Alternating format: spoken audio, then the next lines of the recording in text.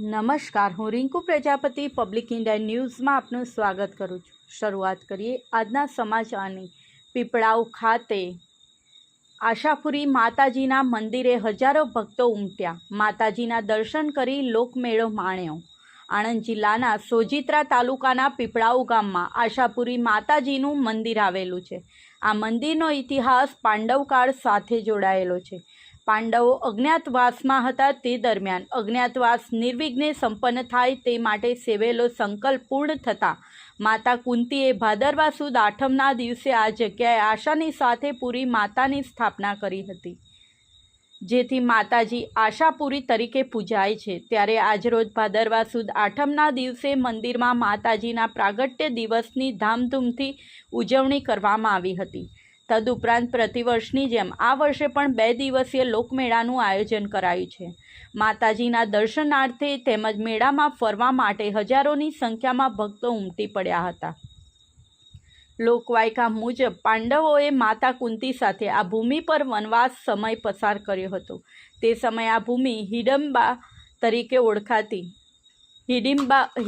One તરીકે ઓળખાતી હતી। જતી વેળાએ માતા કુંતીએ આશા માતાની મૂર્તિથી સંકલ્પથી સ્થાપના કરી હતી, તેમજ સંકલ્પ લીધો હતો કે તેમનો વનવાસનો સમય પણ કોઈપણ જાતના વિઘ્ન વિના શાંતિથી પસાર થાય।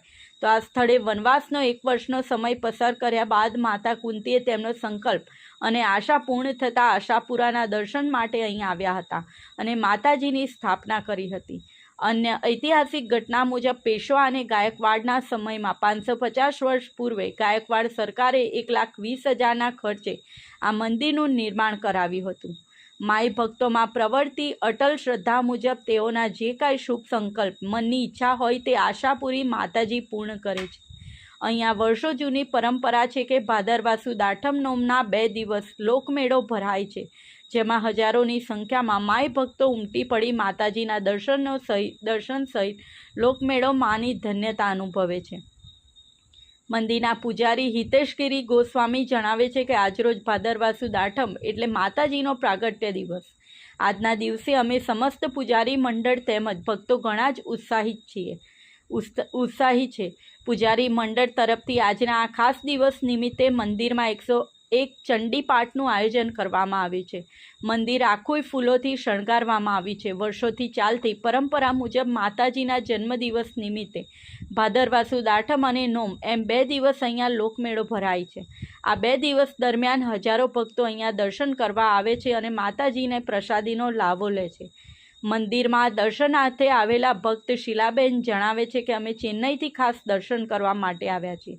આશાપુરી માતાજી અમારા કુળદેવી છે, જેથી અમે દર વર્ષે અહીંયા દર્શન કરવા આવીએ છીએ, પરંતુ આજે અમને ખૂબ સરસ મોકો મળ્યો છે કેમ કે આજે માતાજીનો જન્મદિવસ છે, માટે આજનો દિવસ અમારા માટે ખૂબ જ કિંમતી છે। આજે અમે માતાજીના દર્શન કરી ખૂબ જ ધન્ય થયા છીએ। દર્શનાર્થે આવેલા ભક્ત મનીષભાઈ જણાવે છે કે થોડા સમય અગાઉ મારા ભાઈની તબિયત લથડતા તેમને હોસ્પિટલ લઈ જવાયા હતા, જે તે વખતે ડૉક્ટરે કહ્યું હતું કે તેમને બચાવી નહીં શકીએ, તમે પરત લઈ જાઓ, પરંતુ જે તે વખતે અમે આશાપુરી માતાજીના પૂજારીનો સંપર્ક કરી ફોન મારફતે મારા બીમાર ભાઈને માતાજીના દર્શન કરાવ્યા હતા, જે બાદ જાણે ચમત્કાર થયો હોય તેમ મારા ભાઈએ ધીમે ધીમે સાજા થવા લાગ્યા અને હાલ પણ જીવિત છે। આ સાથે આજના સમાચારને અહીં સમાપ્ત કરીએ છીએ।